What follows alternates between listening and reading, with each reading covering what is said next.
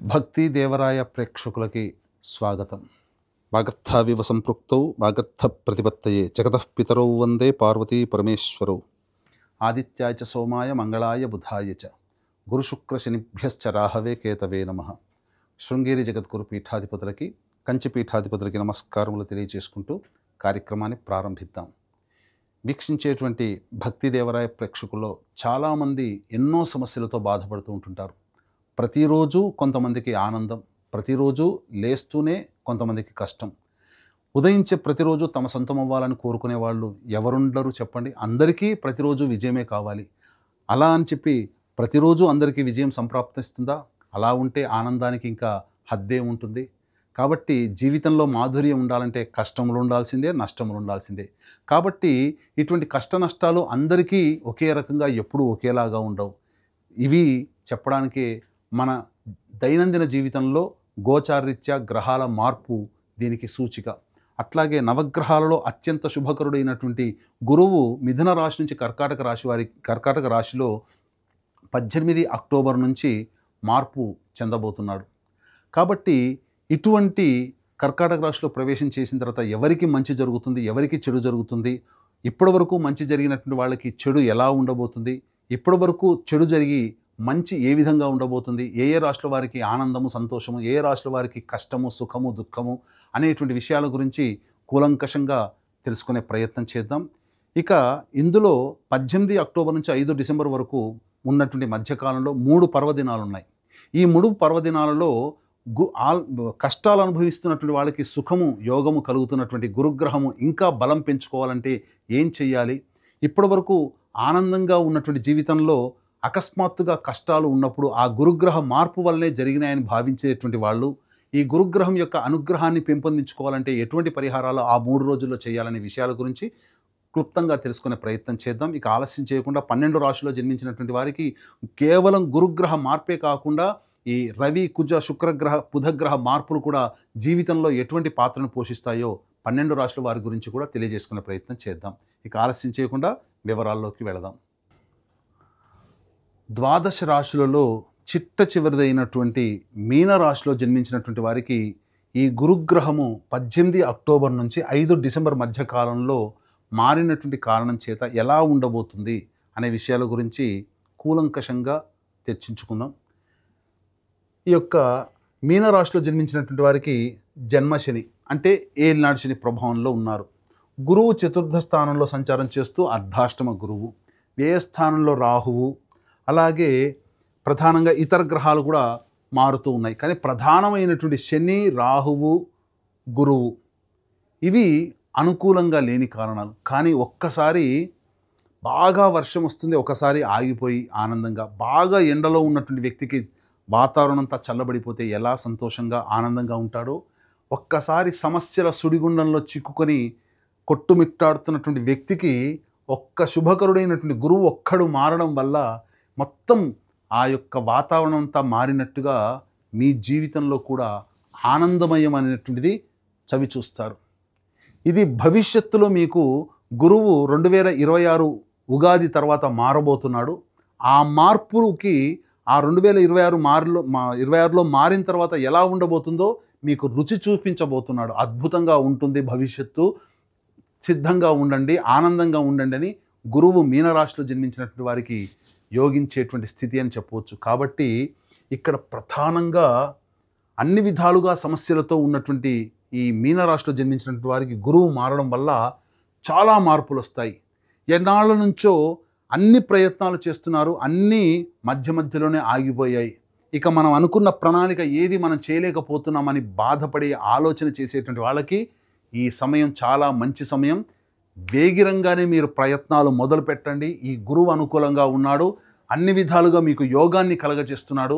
ఇది అద్భుతమైనటువంటి అవకాశం. ఈ గురువు అతిచార ప్రభావం వల్ల కర్కాటక రాశిలో మారడం వల్ల 5 రాశుల ప్రభావము అనుకూలంగా ఉంటుంది. అందులో మీనరాశి చాలా యోగాన్ని యోగాన్ని పొందబోతుంది. కాబట్టి ఈ యొక్క సంబంధించినటువంటి గురువు మార్పు వల్ల మంచి జరుగుతుంది. విద్యార్థులు మంచి ఉత్తీర్ణత శాతంలో మీరు ప్రవేశ పరీక్షల్లో మీరు పాస్ అవుతారు.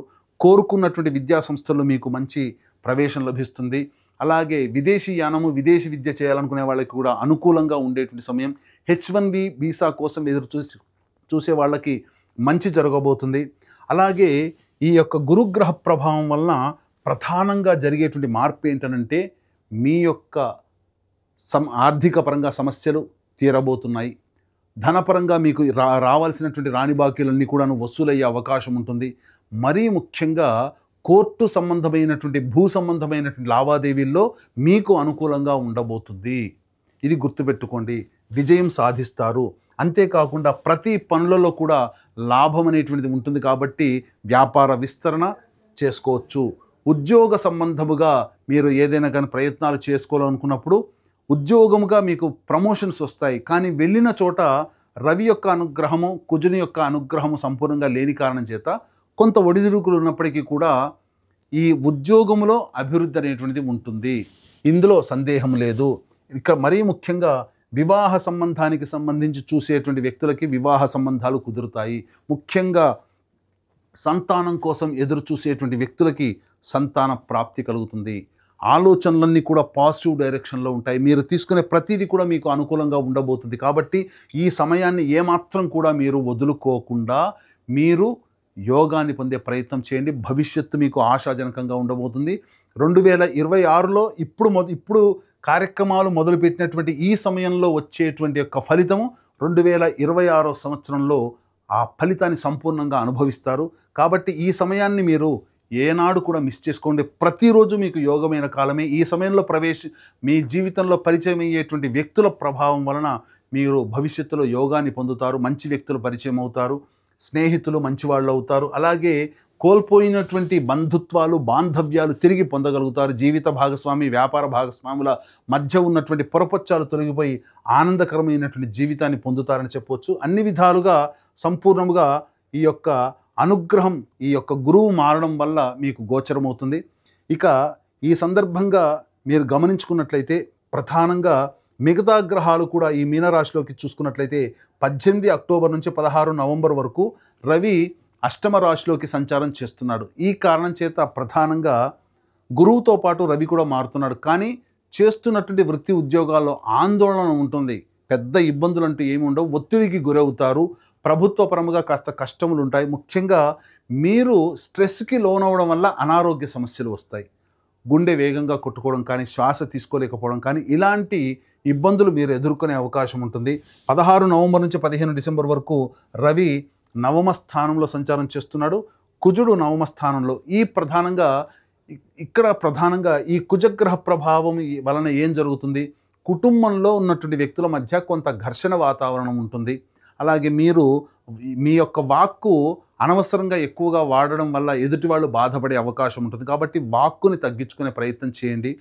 అలాగే ప్రధానంగా అనుకున్నటువంటి పనులకి ఎక్కువగా మీరు మీ యొక్క క్యాపబిలిటీని ప్రదర్శించాల్సినటువంటి పరిస్థితి. అంటే మీరు చాలా తక్కువగా అంచనా వేసుకుంటారు ఒక పని చేయాలంటే, కానీ ఆ పనిని ఎక్కువగా కష్టపడాల్సినటువంటి పరిస్థితి ఈ యొక్క రవి ఈ వృశ్చిక రాశిలో సంచారం చేస్తున్నటువంటి కారణం వల్ల కలుగుతుంది.